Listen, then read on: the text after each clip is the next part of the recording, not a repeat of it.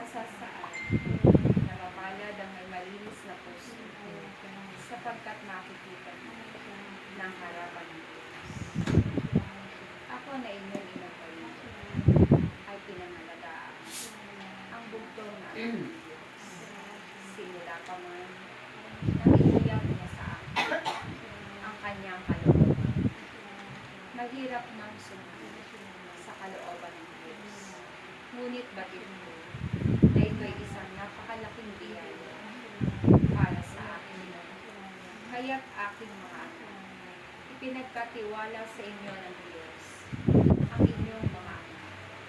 Nawa sila ay inyong pangalagaan at ingatan.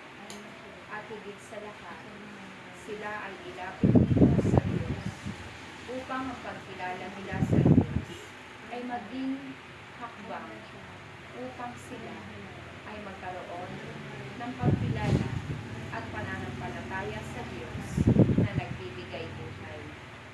Huwag kayong mag-alala sa mga bagay na kulang sa inyo sa araw-araw, sapagkat ang taong pinananahanan ng Diyos sa kanyang puso, kailanman ay hindi magkukulang.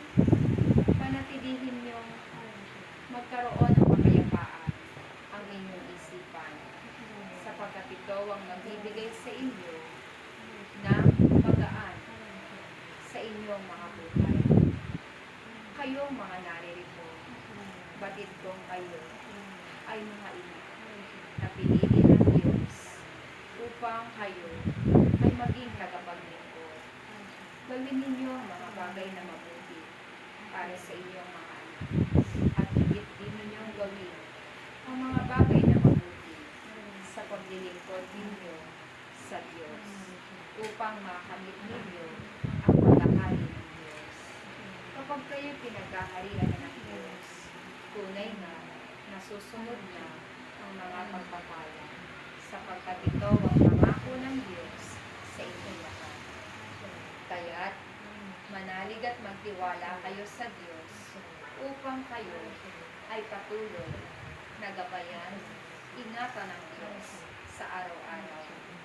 Kung minsan sa kawalan, ito'y hindi ninyo napagmamasdan. Ngunit ang biyaya ng Diyos ay laging nakahanda upang ipagkaloob sa inyo sa tamang panahon at sa tamang oras. Patuloy lamang kayong magpuri, patuloy kayong sumunod sa kanyang kalooban, at ibibigay ng Diyos ang pangako niya sa inyo sa araw-araw. Isang mabiyaya at mapagpalang araw sa inyong lahat.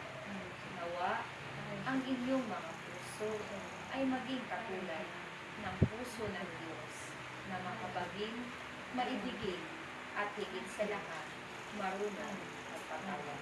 Maraming salamat. Praise Yahweh.